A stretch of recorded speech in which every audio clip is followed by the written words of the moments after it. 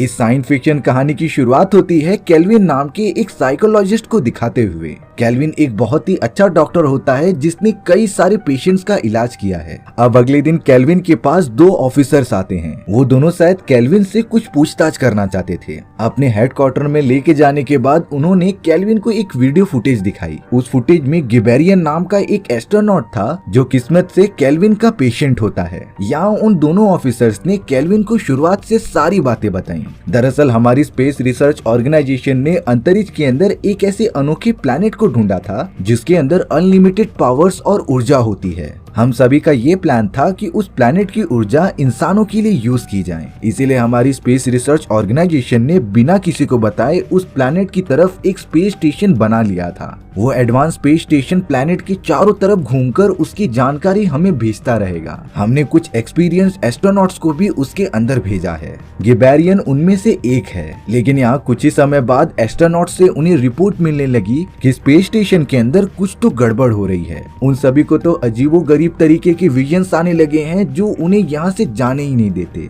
एक तरह से कोई उन्हें इंटरनली यहाँ पर पकड़ कर रख रहा है। गिबेरियन बताता है कि इन सारी चीजों की वजह से हमारे कई एस्ट्रोनॉट्स भी मारे गए हैं और अब ये सारी चीजें सिर्फ और सिर्फ केल्विन ही समझ सकता है और इसीलिए वो दोनों ऑफिसर्स केल्विन को यहाँ पर लेकर आ गए। केल्विन उन ऑफिसर से पूछता है कि अगर उनकी स्पेसशिप वहाँ पर फंस गई है तब तुम्हारी स्पेस रिसर्च ऑर्गेनाइजेशन ने कोई और रेस्क्यू मिशन क्यों नहीं किया। ऑफिसर बताते हैं कि हमने रेस्क्यू टीम वहाँ पर भेजी थी पर उन सभी को किसी ने ऑर्बिट के अंदर ही खत्म कर दिया। अब ये कोई एडवांस एलियन सिविलाइजेशन है या फिर कोई चमत्कार, इस बारे में किसी को भी आइडिया नहीं था और अगर वो सब इसी तरीके से रेस्क्यू मिशन करते रहेंगे तो इसका कुछ मतलब नहीं निकलने वाला, क्योंकि वहां जाने पर तो ये कंफर्म था कि कोई जिंदा वापस ही नहीं आएगा। अब इन सारी चीजों को मद्देनजर रखते हुए केल्विन मजबूर हो चुका था उस प्लेनेट की तरफ जाने के लिए। स्पेस रिसर्च ऑर्गेनाइजेशन ने तो केल्विन को तैयार करने की सारी चीजें शुरू कर दी थी। कुछ महीनों तक केल्विन को बहुत ही अच्छे से ट्रेनिंग दी जाती है और अब एक स्पेसक्राफ्ट की मदद से केल्विन को उस अनोखे प्लैनेट के ऑर्बिट में ट्रांसफर कर दिया गया था जहां पर वो बहुत ही बड़ा स्पेस स्टेशन मौजूद होता है। केल्विन तो अब स्पेस स्टेशन के अंदर जा चुका था, लेकिन ताज्जुब की बात ये होती है कि स्पेस स्टेशन के अंदर कोई जल्दी दिखाई नहीं दे रहा था। केल्विन को तो जगह जगह पर खून के धब्बे दिखाई दे रहे थे। केल्विन जब थोड़ा सा और आगे जाता है तब उसे एस्ट्रोनॉट्स की डेड बॉडीज मिली थी। बदकिस्मती से उन्हीं में से एक की बॉडी गिबेरियन की होती है, यानी कि अब गिबेरियन मर चुका था। केल्विन तो पूरे स्पेस स्टेशन में घूमकर सारी चीजें एनालाइज कर रहा था। तभी केल्विन को कंट्रोल रूम में स्नो नाम का एक एस्ट्रोनॉट मिलता है जो कि जिंदा था। केल्विन ने तो स्नो को आवाज देते हुए कहा कि यहाँ पर क्या चल रहा है। अब यहाँ पर तो स्नो केल्विन से काफी अजीब तरीके से बात कर रहा था, जैसे कि स्नो को कोई कंट्रोल कर रहा हो। स्नो ने बताया कि सारे के सारे एस्ट्रोनॉट्स गायब हो गए और कुछ ने तो सुसाइड कर लिया, जैसे कि गिबेरियन ने। केल्विन को तो ये बात समझ ही नहीं रही थी कि आखिरकार स्पेस स्टेशन में से एस्ट्रोनॉट कहाँ गायब हो सकते हैं। केल्विन को तो गॉर्डन नाम की एक फीमेल एस्ट्रोनॉट भी दिखाई देती है जो कि एक कमरे में छुपी हुई थी। केल्विन इसीलिए गॉर्डन के पास आकर यहाँ पर क्या चल रहा है इस बारे में पूछता है। गॉर्डन ने भी यही आंसर दिया कि सारे लोग कहीं न कहीं गायब हो गए और कई लोगों ने तो सुसाइड कर लिया। लेकिन केल्विन को तो असली सच्चाई एक रात सोने के बाद ही पता चलेगी। केल्विन को गॉर्डन द्वारा कही गई बातें अच्छे से समझती नहीं, लेकिन गॉर्डन केल्विन को इससे ज्यादा कुछ नहीं बता सकती थी। पर तभी अचानक केल्विन देखता है कि एक छोटा सा बच्चा ऊपर की तरफ से भाग रहा है। केल्विन तो उस छोटे बच्चे का पीछा करने लगा था, लेकिन सबसे पहले केल्विन को ये बात नहीं समझती कि आखिर वो छोटा बच्चा स्पेसशिप पर आया कैसे, क्योंकि स्पेस रिसर्च ऑर्गेनाइजेशन वालों ने तो यहाँ पर सिर्फ एक्सपीरियंस एस्ट्रोनॉट्स को ही भेजा था, तो इस बच्चे का स्पेस स्टेशन पर आने का सवाल ही नहीं पैदा होता। केल्विन के थोड़ी देर तक पीछा करने के बाद वो बच्चा तो कहीं गायब ही हो गया था। केल्विन तो स्नो से आकर ये सारी बातें पूछ रहा था। स्नो कहता है कि वो छोटा लड़का और कोई नहीं बल्कि गॉर्डन का बेटा है, लेकिन ये बात किसी को भी नहीं पता है कि आखिर वो यहाँ पर आया कैसे। गॉर्डन के पूछने पर तो वो सिर्फ इतना बताती है कि मैं रात भर गॉर्डन के बारे में सोचते रही और अब वो स्पेसशिप के अंदर आ चुका है। लेकिन केल्विन समझ नहीं पाता कि अगर ये सारी गॉर्डन की सोच है तब ये सारी चीजें हमें क्यों दिखाई दे रही हैं। इसका जवाब तो स्नो और गॉर्डन किसी के भी पास नहीं होता। केल्विन को यहाँ से साफ साफ दिखाई दे रहा था कि स्पेसशिप में जरूर कुछ न कुछ गड़बड़ है। इसीलिए अब केल्विन स्नो और गॉर्डन को कहते हैं कि हम सभी को वापस अर्थ पर लौट जाना चाहिए। लेकिन स्नो और गॉर्डन दोनों में से कोई भी प्लेनेट को छोड़कर जाने के लिए राजी नहीं होता। वो दोनों कह रहे थे कि ये सारी चीजें इतनी आसान भी नहीं है। लेकिन केल्विन जवाब देता है कि हमें तो सिर्फ स्पेसशिप में बैठकर अर्थ की तरफ रवाना होना है, इसमें कोई भी बड़ी बात नहीं है। गॉर्डन ने केल्विन से कहा कि इन सारी चीजों के बारे में तुम्हें कुछ ही दिनों के अंदर पता चल जाएगा। अब यहाँ स्नो केल्विन को एक सलाह देता है कि तुम सोते समय सारे दरवाजे बंद करके सोना। हालांकि केल्विन उन दोनों को कन्विंस नहीं कर पा रहा था अर्थ पर वापस लौटने के लिए, पर तभी भी केल्विन को स्पेस स्टेशन पर कुछ दिन गुजारने ही पड़ेंगे। केल्विन तो अपने सारे सामान जमा करने लगता है अपने कमरे में। कुछ ही देर बाद केल्विन एकदम गहरी नींद में सो गया था। केल्विन तो अब सपना देखने लग जाता है, जिसके अंदर हमें केल्विन को एक ट्रेन में दिखाया जा रहा था जो रिया नाम की एक लड़की के सामने बैठा होता है। जैसे लग रहा था कि दोनों पहली ही मीटिंग में एक दूसरे को पसंद करने लगे हैं। देखते ही देखते केल्विन और रिया के बीच जान पहचान बढ़ने लगी और वो दोनों रिलेशनशिप में आ गए। यहाँ तक कि उन दोनों की आगे चलकर शादी भी हो जाती है। लेकिन यहाँ बीच बीच में पता नहीं क्यों केल्विन की इन सारी यादों में बार बार उस अनलिमिटेड ऊर्जा वाले सोलारिस प्लैनेट की तस्वीर आ रही थी। केल्विन और उसकी वाइफ रिया की जिंदगी बहुत ही ज्यादा अच्छे से चल रही होती है। लेकिन ये सारी बातें तब बिगड़ गई जब रिया प्रेग्नेंट हो जाती है। रिया इस बच्चे को पालना चाहती थी, लेकिन यहाँ केल्विन तो इन सारी चीजों के लिए अभी तैयार नहीं होता। इसीलिए वो रिया और उसके पेट में पल रहे बच्चे को हमेशा के लिए छोड़कर चला जाता है। रिया ने तो डिप्रेशन और एंजाइटी के मारे खुदकुशी कर ली थी, जिसके बाद से ही केल्विन खुद को दोषी मानता है अपनी वाइफ के मरने का। ये सारे सपने देखने के बाद केल्विन जैसे ही उठता है, उसे दूसरे कमरे में लिटरली रिया दिखाई दी थी, जो पूरी की पूरी जिंदा होती है। केल्विन तो पूरी तरीके से शॉक होकर वहाँ से निकल जाता है। केल्विन के जगह पर अगर कोई दूसरा आदमी होता तो उसे लग रहा होता कि ये सारी उसकी एक विजन्स हैं। लेकिन केल्विन एक साइकोलॉजिस्ट होने के नाते उसे रियलिटी और विजन के अंदर फर्क बखूबी पता है। उसे ये अंदाजा हो गया था कि ये कोई विजन नहीं बल्कि रियलिटी में उसकी वाइफ रिया है, जो कई सालों पहले मर चुकी थी। आखिर ये सब कैसे हुआ, केल्विन को कुछ पल्ले ही नहीं पड़ता। केल्विन तो अपनी वाइफ रिया के पास जाकर उससे थोड़े क्वेश्चन पूछने लगा था, जिसके सवाल वो एकदम करेक्ट देती है। लेकिन केल्विन को ये बात पता थी कि जो आदमी मर चुका है वो वापस कभी लौट कर नहीं आ सकता। इसीलिए अब केल्विन ने बिना किसी को बताए ये डिसीजन ले लिया था कि वो रिया को अंतरिक्ष में कहीं दूर छोड़ देगा, क्योंकि ये सारी चीजें तो कुदरत का रूल है कि जो मरा है वो वापस नहीं आ सकता। और केल्विन के लिए अच्छा यही होगा कि रिया उसकी जिंदगी से हमेशा के लिए चली जाए। केल्विन रिया को बहला फुसला कर एक छोटे से स्पेस चैम्बर में बिठा देता है और उस छोटे चैम्बर को दूर अंतरिक्ष में कहीं छोड़ देता है। केल्विन ने तो स्नो को आकर ये सारी बातें बताई, लेकिन स्नो जवाब देता है कि मुझे इन सारी चीजों का पहले से ही अंदाजा था। मुझे भी कुछ समय पहले अपने मरे हुए भाई के सपने आते थे, लेकिन अगले ही दिन वो स्पेस स्टेशन में आ गया। जैसे कि स्नो जो भी सोच रहा था वो रियलिटी में हो जा रहा था। इसी तरीके से गॉर्डन और गिबेरियन को भी अपने मरे हुए बच्चे दिखाई देते थे, जो रियलिटी में स्पेसशिप पर मौजूद होते हैं। केल्विन का दिमाग तो दर्द से फटा जा रहा था कि आखिर उनके साथ हो क्या रहा है। तभी स्नो ने केल्विन की थोड़ी से डाउट क्लियर करने के लिए उसे एक चीज बताई। स्नो ने अंदाजा लगाते हुए कहा कि शायद ये सारी चीजें सोलारिस प्लैनेट की वजह से हो रही हैं।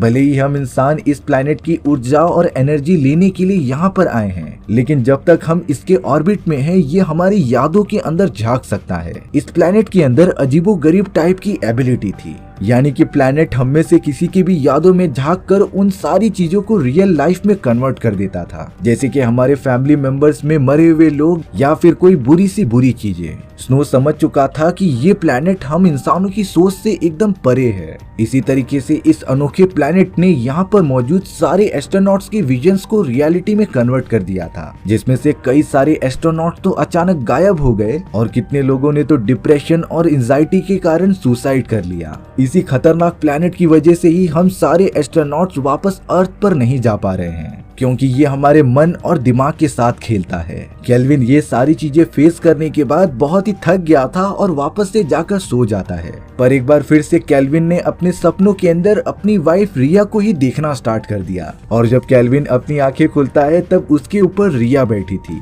लेकिन इस बार केल्विन रिया को कुछ नहीं कहता। केल्विन को इतना तो पता चल गया था कि ये उन्हें कुछ नुकसान नहीं पहुंचाएगी, और तो और ये तो सिर्फ उसकी वाइफ रिया की एक रेप्लिका है। लेकिन इस वाली रिया के बिहेवियर में कुछ चेंजेस दिखाई देते हैं। रिया को कुछ कुछ याद आ रहा होता है कि पिछले जन्म में उसके साथ क्या हुआ था। दरअसल ये कोई पिछला जन्म नहीं बल्कि पहली वाली रिया की यादें होती हैं, जिसे कि केल्विन ने दूर कहीं स्पेस में फेंक दिया था। यहाँ केल्विन को रिया काफी डरी हुई दिखाई दे रही थी, इसीलिए वो रिया के पास आकर उसे कंफर्टेबल करता है। एक तरह से केल्विन को भी अपनी मरी हुई वाइफ वापस मिल गई थी, इसीलिए अब केल्विन ने अपने मन ही मन में डिसाइड कर लिया था कि वो अपनी वाइफ को अर्थ पर लेकर जाएगा। केल्विन तो स्नो और गॉर्डन को भी अपनी वाइफ रिया से मिलवाता है, जो एक्चुअली एक रेप्लिका थी जिसे कि उस खतरनाक सोलारिस प्लैनेट ने ही बनाया था। यहाँ पर गॉर्डन स्नो और केल्विन के सामने अपना एक पॉइंट ऑफ व्यू शेयर करती है। उन सभी को इतना तो पता चल गया था कि ये सारी चीजें इस प्लैनेट की वजह से ही हो रही हैं। पहली बात तो ये सारी चीजों के पीछे जरूर किसी एलियन सिविलाइजेशन का हाथ हो सकता है, या फिर ये सोलारिस प्लैनेट ही एक एलियन सिविलाइजेशन है जो किसी ऊर्जा और एनर्जी के फॉर्मेट में हमारी यादों के अंदर घुसते हैं और उन्हें रियलिटी में कन्वर्ट कर देते हैं। तब स्नो बताता है कि मैंने इस एनर्जी पर थोड़ा सा रिसर्च किया है। अगर हम हेक्सागोन पार्टिकल को अलग कर दें तब एकदम छोटे लेवल पर इस एनर्जी को डिस्ट्रॉय किया जा सकता था, और इन्हीं अनोखे पार्टिकल्स की मदद से ये सारे रेप्लिकास बनते थे जो कि रियल लाइफ में आ गए होते हैं। जैसे कि इस वक्त केल्विन की वाइफ रिया।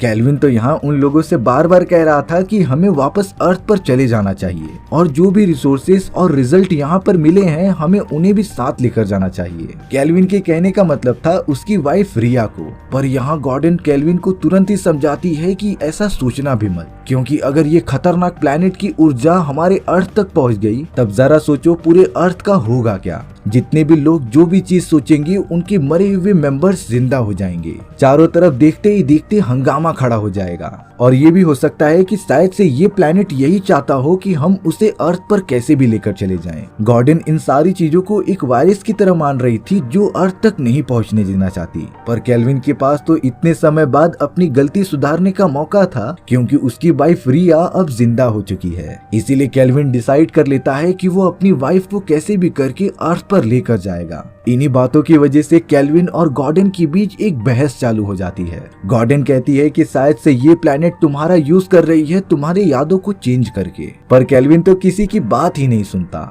अब एक रात जब केल्विन अपनी वाइफ रिया के साथ सोया हुआ होता है तब वो काफी डरी डरी लग रही थी, लेकिन जब केल्विन ने अपनी आंखें खोली तब उसकी वाइफ वहाँ पर मौजूद ही नहीं होती। केल्विन तो रिया को ढूंढने के लिए अलग अलग कमरों में चला जाता है, पर तभी केल्विन ने देखा कि उसकी वाइफ ने अजीब तरीके का केमिकल खा लिया है जिससे कि वो बेहोश हो चुकी है। ये केमिकल बहुत ही एसिडिक और जहरीला था जिससे कि कोई भी इंसान मर सकता है, यानी कि केल्विन की वाइफ रिया फिर से मर चुकी थी। स्नो और गॉर्डन केल्विन की मदद करते हैं उसकी वाइफ को एक जगह पर लाने के लिए। तभी यहाँ गॉर्डन ने केल्विन को समझाया कि भले ही तुम कितनी भी रेप्लिकास बना लो, पर वो रियल लाइफ में जिसकी भी रेप्लिका है उसकी कुछ यादें अपने पास रखती हैं। जैसे कि रिया कुछ टाइम पहले अपनी जान लेकर सुसाइड करना चाहती थी, तो ये भावना रिया के हर रेप्लिका में मौजूद होगी। तभी अगले ही मोमेंट में अचानक रिया के सारे घाव भरने लग जाते हैं, और अब वो तो पूरी तरीके से ठीक हो गई थी, पर रिया के दिमाग में इस बार सारी यादें होती हैं कि उसके साथ पीछे हुआ क्या। उसे केल्विन के बारे में ये भी पता चल गया था कि पहली वाली रिया को उसने किस तरह स्पेस में ढकेल दिया, लेकिन फिर भी रिया एकदम से शांत रहती है। केल्विन तो यहाँ पूरी तरीके से सोच में पड़ गया था कि वो अपनी वाइफ को कैसे बचाए,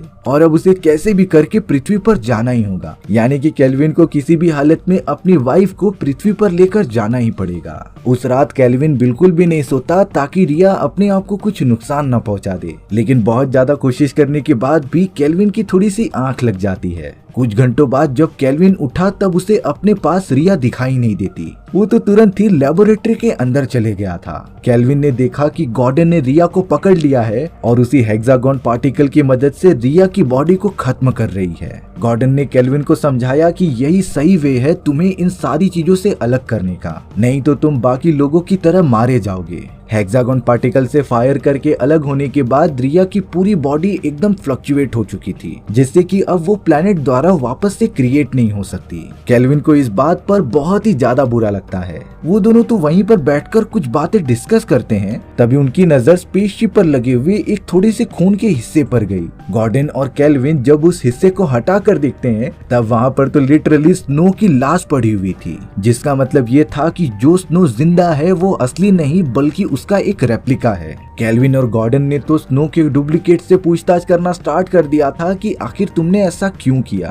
तब जाकर डुप्लीकेट स्नो बताता है कि मुझे सेल्फ डिफेंस में ये करना पड़ा। पर यहाँ केल्विन गॉर्डन को बताता है कि हेक्सागोर पार्टिकल का फॉर्मूला इसी डुप्लीकेट ने दिया था, तो आखिर वो इस प्लेनेट के ही इफेक्ट को डिस्ट्रॉय करने के लिए क्यों कहेगा। तब जाकर वो डुप्लीकेट बताता है कि ये सारी चीजें तुम्हारा ध्यान भटकाने के लिए थी और अब सोलारिस प्लेनेट लगातार उनकी स्पेस स्टेशन को अपनी तरफ खींचने लगा था। केल्विन और गॉर्डन को तो ये बात बहुत ही ज्यादा लेट पता चलती है, इसीलिए उन्होंने सबसे पहले स्नो के डुप्लीकेट को एक कमरे में बंद कर दिया था और जल्द से जल्द स्पेस सूट पहनकर यहाँ से बाहर निकलने लगे थे। तभी यहाँ पर हमें केल्विन और गॉर्डन के कुछ विजन्स दिखाए जाते हैं। केल्विन तो इमेजिन कर रहा था कि वो पृथ्वी पर आ चुका है और सारी चीजें नॉर्मल हो चुकी हैं, लेकिन केल्विन को जरा भी अंदाजा नहीं था कि जितने दिन भी उसने उस प्लेनेट के ऑर्बिट में गुजारे हैं उसे सेम पृथ्वी पर कई साल बीत चुके थे, यानी कि इतने समय वो पृथ्वी से दूर रहा। इसीलिए केल्विन को लग रहा होता है कि वो इतने टाइम बाद पृथ्वी पर जाकर करेगा भी क्या। ना तो वहाँ पर उसकी वाइफ है और ना ही उसके जान पहचान के लोग,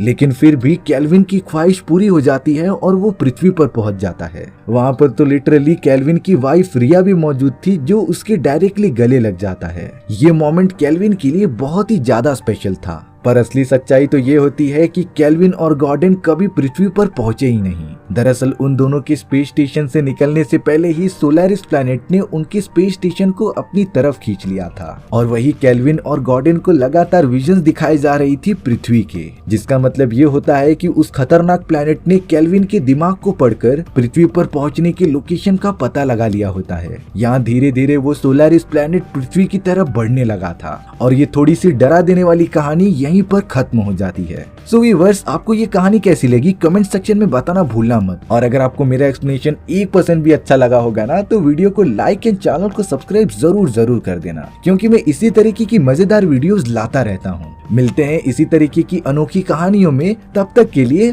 बाय बाय।